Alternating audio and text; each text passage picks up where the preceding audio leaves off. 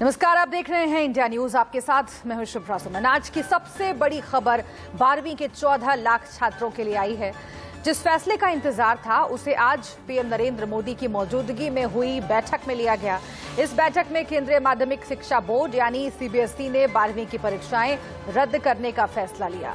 Board ने कहा है कि कोरोना के कारण अनिश्चितताओं को देखते हुए ये फैसला किया गया है।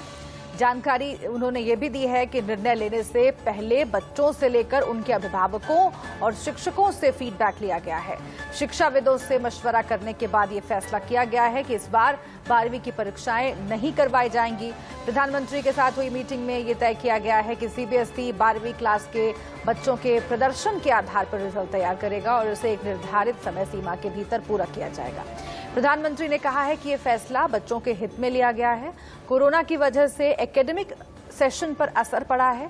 बच्चों की ओर से भी लगातार इस बात की जरूरत जताई जा रही थी क्योंकि महामारी और लॉकडाउन की वजह से उनकी पढ़ाई के साथ साथ मानसिक स्थिति पर भी बुरा असर पड़ा। इसे लेकर पीएम खासतौर से ये कहते हुए नजर आए कि बोर्ड परीक्षाओं को लेकर बच्चों, अभिभावकों और शिक्षकों के लिए बेचैनी का माहौल था, जिसे खत्म किया जाना बेहद जरूरी था।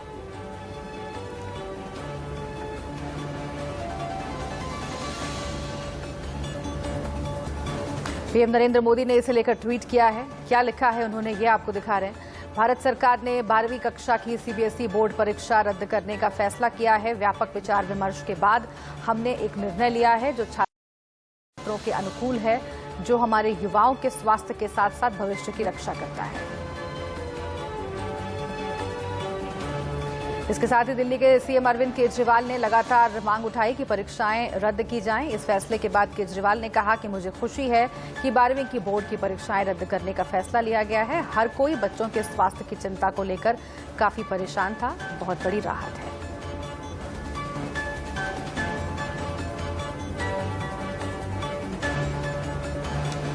दिल्ली के डिप्टी सीएम मनीष सिसोदिया ने फैसले को छात्रों के हित में बताया है। उन्होंने और क्या कुछ कहा है, आपको सुनवाते हैं। बहुत खुशी है इस बात की कि बच्चों के हित में फैसला लिया गया है। बच्चों को स्वास्थ्य को ध्यान में रखते हुए फैसला लिया गया है क्योंकि देश भर के 1.5 करोड़ बच्चे इस बात से दुखी थे कि उनकी 12वीं की क्लास लगातार खिंचती जा रही है, वो खत्म होने का नाम नहीं ले रही। दूसरी तरफ उनके मन में ये भी था कि अब हम आगे की पढ़ाई कैसे करेंगे जब 12वीं खत्म नहीं होगी, और अगर परीक्षा देने के लिए बाध्य किया जाएगा तो उसका नुकसान यह है कि आज जिस तरह से देश में कोरोना बढ़ रहा है उसमें उनकी जान को खतरा था। कोई भी पेरेंट नहीं चाहता था कि उसके बच्चे को उसकी जान पे खेल के परीक्षा दिलवाई जाए। इसीलिए जब थोड़े दिन पहले मीटिंग हुई थी उसमें मैंने सबकी तरफ से 1.5 करोड़ बच्चों की स्वास्थ्य का ध्यान रखते हुए फैसला लेने के लिए कहा था। और आज बहुत अच्छी बात है कि पेरेंट्स के हित में है, टीचर्स के हित में है, बच्चों के हित में है, देश के 1.5 करोड़ बच्चों के हित में ये फैसला है। उन छात्रों की प्रतिक्रिया भी आपको दिखाते हैं जिन पर इन परीक्षाओं का असर पड़ता।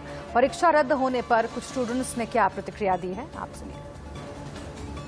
इस मई में होने थे 4 मई, तो वो पोस्टपोन हो गए थे, तो इस वजह से काफ़ी प्रेशर हमारे ऊपर बना हुआ था कि होंगे नहीं होंगे। कोई कह रहा था कि हमारा होंगे या मतलब 30 मिनट्स के होंगे, कोई कह रहा था कि पूरा प्रॉपर होगा, कोई कह रहा था कि कैंसिल होंगे। तो इस वजह से हमारा मेंटली प्रेशर भी काफ़ी बढ़ चुका था और हम पढ़ नहीं पा रहे थे। तो अभी कैंसिल हो गए तो एक अच्छी गुड न्यूज़ मिली है।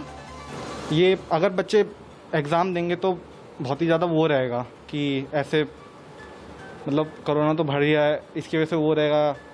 तो ये एग्ज़ाम जो कैंसिल हो गए तो ये सही हुआ है अभी मेरे हिसाब से। तो मेरा तो ये कहना है कि ये अच्छा नहीं हुआ है क्योंकि हमारी प्रिपरेशन जो पिछले बहुत टाइम से चल रही है ये सब एक तरह से वेस्ट ही हो गई हमारे लिए। तो मेरा तो ये कहना है कि एक अच्छा प्रॉपर क्राइटेरिया नहीं मिल पाएगा क्योंकि इंटरनल बेसिस पे मेरे को लगता है कि मार्किंग थोड़ी ऊपर नीचे हो सकती है किसी स्टूडेंट की, पर एक परफॉर्मेंस के बेसिस पे हो जाता तो बहुत अच्छा रहता। और इसी खबर पर ज्यादा जानकारी देने के लिए हमारे संवाददाता राकेश सिंह हमारे साथ जुड़ गए हैं। राकेश, बहुत तरह के विकल्प दिए गए थे, खासतौर से 3 विकल्पों पर चर्चा हुई है और कई राज्य, दिल्ली खासतौर से शुरुआत से ही कहते रहे कि परीक्षाएं नहीं होनी चाहिए, इन्हें रद्द किया जाना चाहिए। लेकिन कुछ स्टूडेंट्स, कुछ राज्य ऑनलाइन परीक्षा की भी बात कर रहे थे।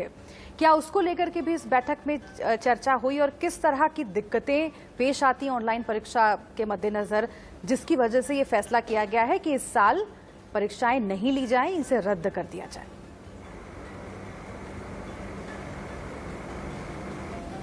देखिए, प्रधानमंत्री की अगुवाई में बैठक शुरू हुई और बैठक शुरू होने के कुछ ही देर बाद शिक्षा मंत्रालय के द्वारा जो है प्रेजेंटेशन प्रधानमंत्री के सामने रखा गया और कहा गया कि आखिरकार जो शिक्षा मंत्रालय के पास विकल्प क्या हैं। विकल्प नंबर 1 जो थे उसमें जो 20 ऐसे सब्जेक्ट आर्ट्स, साइंस और कॉमर्स के जो प्रमुख सब्जेक्ट होते हैं उनका दलील दिया गया कि उन विषयों की परीक्षा कराई जाए और उसके बाद उस नंबर को अन्य विषयों के साथ जो है जोड़ दिया जाए।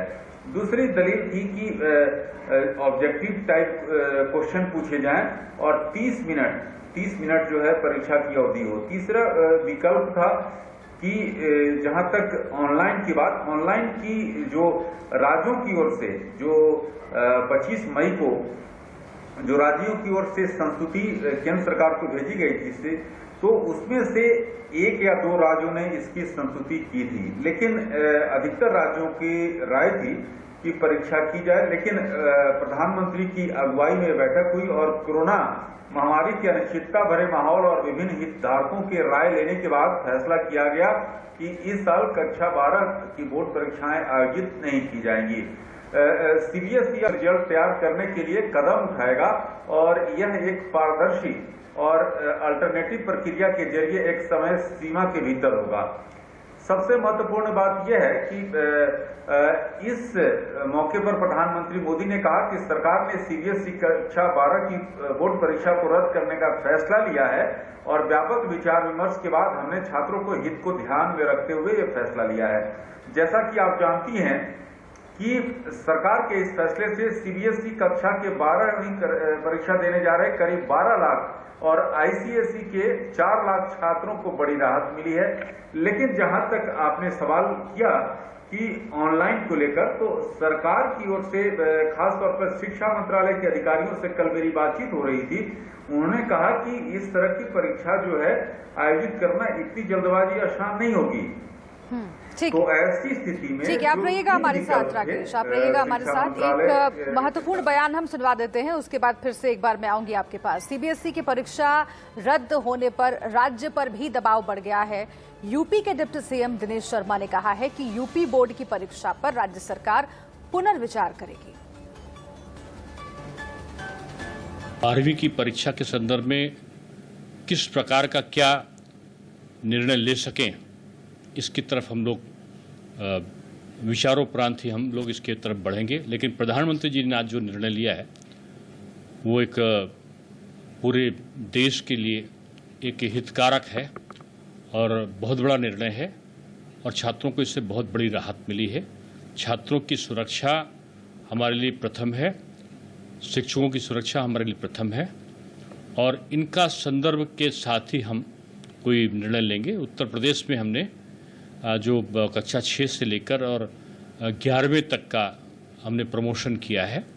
हाई स्कूल की भी परीक्षा निरस्त करके हमने उसको प्रमोट करने का निश्चय किया था। केवल 12वीं की परीक्षा के संदर्भ में हम परीक्षण करने के बाद हम माननीय मुख्यमंत्री के साथ में वार्ता करेंगे। तो कई राज्यों ने पहले ही ये संकेत दिए थे कि वो परीक्षा रद्द करना चाहते हैं, लेकिन सीबीएसई परीक्षाओं के तहत लिया गया ये जो फैसला है उसके बाद राज्यों पर और ज्यादा दबाव बढ़ गया है।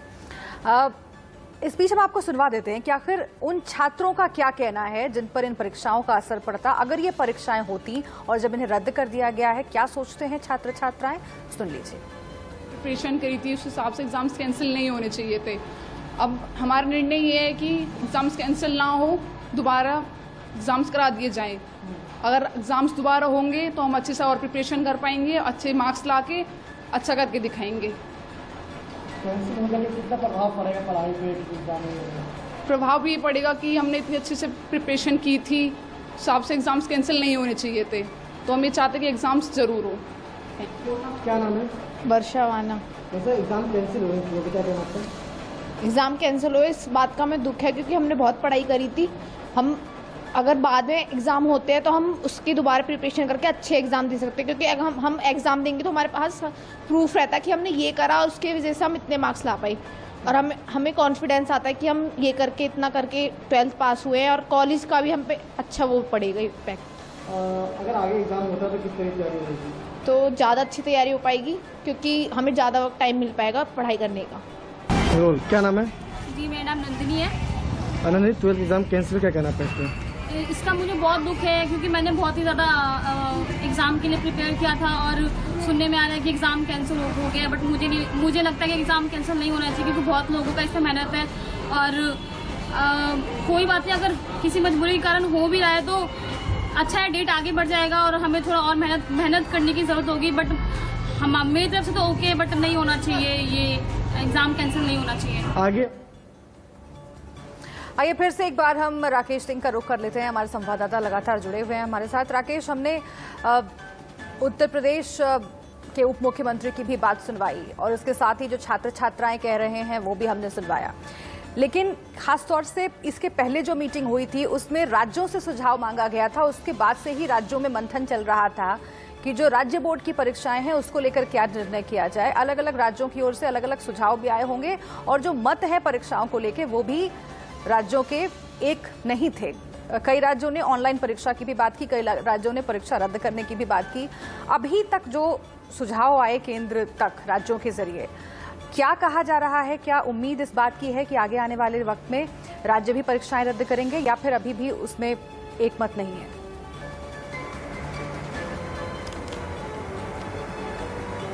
देखिए, जहां तक राज्यों की बात है, राज्यों पर जरूर दबाव बढ़ गया है, क्योंकि जिस तरह से जो दलीलें दी गई है इस 12वीं की परीक्षा रद्द करने का, उसमें साफ है कि छात्रों की सुरक्षा और सेहत जो है हमारे लिए सबसे बड़ी प्राथमिकता है। प्रधानमंत्री ने साफ तौर पे कहा है, और परीक्षा को लेकर छात्र, पेरेंट्स और टीचर सभी परेशान थे, और इस फिक्र को खत्म किया जाना प्रधानमंत्री ने कहा कि ये जरूरी है, और इसलिए ये फैसला लिया गया है। जहां तक छत्तीसगढ़ जैसे राज्य हैं जो कि उन्होंने घर से ही जो है परीक्षा का आयोजन करने का फैसला किया है, तो ये देखना काफी महत्वपूर्ण है कि क्या उस परीक्षा को छत्तीसगढ़ जारी रखेगी, ये महत्वपूर्ण होगा। लेकिन इतना जरूर है कि जो प्रधानमंत्री के सामने जो विकल्प शिक्षा मंत्रालय की ओर से रखा गया था, और सबसे महत्वपूर्ण बात की इस बैठक में देखिए, रक्षा मंत्री राजनाथ सिंह, जो कि 23 मई की वो महत्वपूर्ण बैठक हुई थी, और उस बैठक में सभी राज्यों के शिक्षा मंत्री, शिक्षा सचिव और सभी राज्यों के बोर्ड के अध्यक्ष इस बैठक में शामिल रहे थे, और 25 मई का तारीख दिया गया था राज्यों को कि 25 मई को आप शाम तक अपनी संस्तुति केंद्र सरकार को भेज दीजिए कि आखिरकार आप चाहते क्या हैं। केंद्र सरकार की ओर से उस समय 2 विकल्प दिए गए थे। 20 प्रमुख जो विषय हैं, साइंस, आर्ट्स और कॉमर्स के, उसके परीक्षा कराए जाएं। साथ ही साथ जो समय सीमा तय की गई जी, वो विकल्प बिल्कुल राकेश, उन विकल्पों का हम लगातार जिक्र कर रहे हैं, लेकिन अब चूंकि फैसला लिया गया है, इसीलिए मैं ये भी जानना चाहूंगी कि इससे पहले जो आशंका जताई जा रही थी कि अगर रद्द होती हैं परीक्षाएं तो छात्रों के भविष्य पर असर पड़ेगा, क्योंकि 12वीं की परीक्षाएं जो हैं वो बेसिक परीक्षा है, जो आधार है आगे कौन सा करियर चुनते हैं छात्र, वो यहाँ से तय होता है, और इसीलिए परीक्षाएं रद्द अगर होती हैं तो उसकी भरपाई करना मुश्किल होगा। इवैल्यूएशन सिस्टम ठीक है, वो अपनाया जाएगा, उसका एक अपना तर्क है, लेकिन छात्रों की पढ़ाई का, उनके करियर का नुकसान ना हो, भविष्य का नुकसान ना हो, क्या इसके लिए भी कोई रोड मैप अभी तक सरकार ने बनाया है, सीबीएसई ने बनाया है?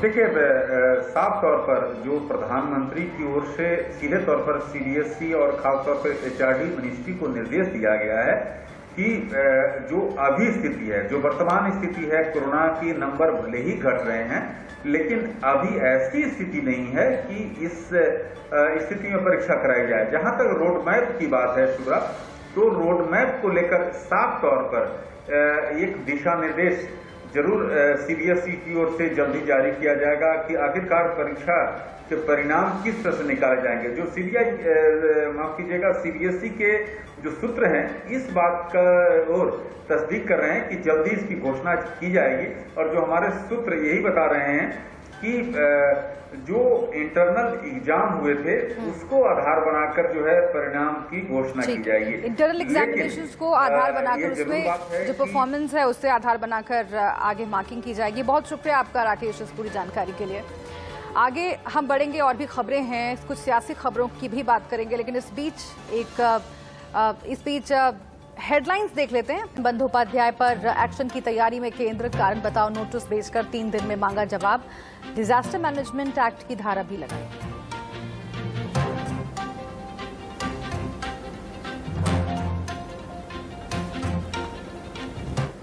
पश्चिम बंगाल के मुख्य सचिव आईएएस अलपन बंदोपाध्याय को केंद्र सरकार द्वारा दिल्ली बुलाए जाने के बाद खड़े हुए विवाद के बीच सोमवार को वो रिटायर हुए। उन्हें पश्चिम बंगाल की मुख्यमंत्री ममता बनर्जी का मुख्य सलाहकार नियुक्त किया गया है। इन सब के चलते बंगाल सरकार और केंद्र के बीच एक बार फिर से जंग छिड़ गई है। बंदोपाध्याय को 3 महीने का कार्यकाल विस्तार मिला था और केंद्र सरकार ने उन्हें प्रतिनियुक्ति पर दिल्ली रिपोर्ट करने का आदेश दिया था, लेकिन इसे खारिज करते हुए उन्होंने रिटायरमेंट का फैसला किया। बंदोपाध्याय को दिल्ली में नहीं रिपोर्ट करने को लेकर कारण बताओ नोटिस भी जारी किया गया है। जो डरते हैं वो मरते हैं, करबो लड़बो जीतबो। ममता बनर्जी ने ये भी कहा है। ये अना का मामला दिखता है कि किस तरह से प्रशासनिक अधिकारियों को प्रताड़ित किया जा रहा है। इस हो हल्ले के बीच ममता ने देश के सभी विपक्षी मुख्यमंत्रियों से केंद्र के खिलाफ बिना किसी डर के अपनी आवाज उठाने की अपील की है।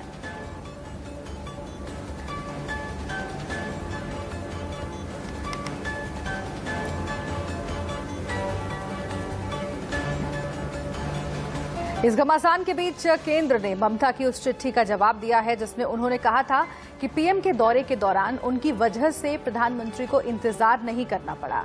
क्या कुछ कहा ममता ने, आपको हम बताते हैं। ममता बनर्जी ने यह कहा है कि मैंने प्रधानमंत्री का इंतजार किया। केंद्र ने यह कहा पीएम पहले पहुंचकर काफी देर इंतजार करते रहे। पीएम 1:59 पर पहुंचे। ममता बनर्जी 2:10 पर पहुंची। ममता ने यह कहा कि मेरा कार्यक्रम पहले से तय था, जरूरी नहीं कि हर बार सीएम अगवानी में रहे। केंद्र ने कहा कि ममता ने बैठक में मौजूद रहने की स्वीकृति पहले से ही दे दी थी। विपक्ष के नेता रहेंगे, इसकी जानकारी के बाद फैसला बदला गया। सीएम ने राज्यपाल को लिखे लेटर में मीटिंग बायकॉट का जिक्र किया था। ममता बनर्जी ने यह भी कहा कि पीएम की लैंडिंग के कारण मुझे इंतजार करना पड़ा। केंद्र ने कहा सीएम ममता को पहले पहुंचना चाहिए था। प्रोटोकॉल के तहत ऐसा ही बाकी सीएम करते हैं। ममता बनर्जी ने यह भी कहा कि बंगाल के मुख्य सचिव पर केंद्र का फैसला संवैधानिक है। केंद्र ने कहा मुख्य सचिव के संबंध में लिए गए फैसले संवैधानिक हैं। सीएस ने अपने संवैधानिक दायित्व का निर्वहन नहीं किया। सीएस को रिटायर किया जाना सीएम के बैकफुट पर होने का संकेत है। रिटायर करके सीएस को बचाने की आखिरी कोशिश की गई। ममता बनर्जी ने यह भी कहा कि 24 मई को केंद्र ने सीएस को सेवा विस्तार पर सहमति दी थी। केंद्र ने यह कहा कि केंद्र का किसी प्रकार का पूर्वाग्रह न होना दिखाता है। ममता ने कहा मैं अनुमति लेकर अगली बैठक के लिए दीघा निकली। केंद्र ने कहा प्रधानमंत्री ने बैठक छोड़कर जाने की अनुमति नहीं दी।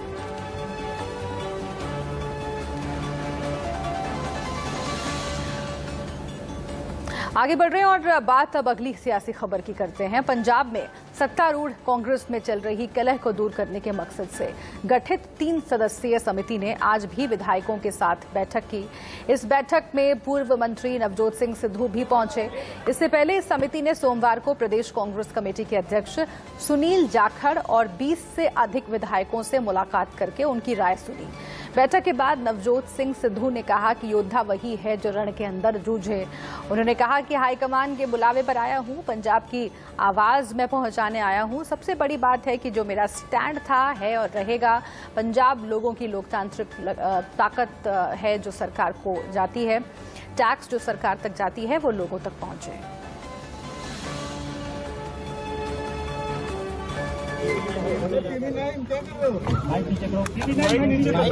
हाईकमांड के बुलावे पे उन्हें अप्रेज करने आया हूं। जो कुछ भी उन्होंने पार्टी के हित में पूछा उन्हें पूरी तरह से सजग कर दिया। पंजाब के लोगों की आवाज जो जमीन फाड़ के आ रही है उन तक पहुंचाने आया हूं। ग्रास रूट्स की आवाज उन तक पहुंचाने आया हूं। और सबसे बड़ी बात जो मेरा स्टैंड था, है और रहेगा कि पंजाब के लोगों की डेमोक्रेटिक ताकत जो सरकार को जाती है, वित्तीय ताकत जो टैक्सों के रूप में सरकार को जाती है, वो लोगों तक वापस जानी चाहिए।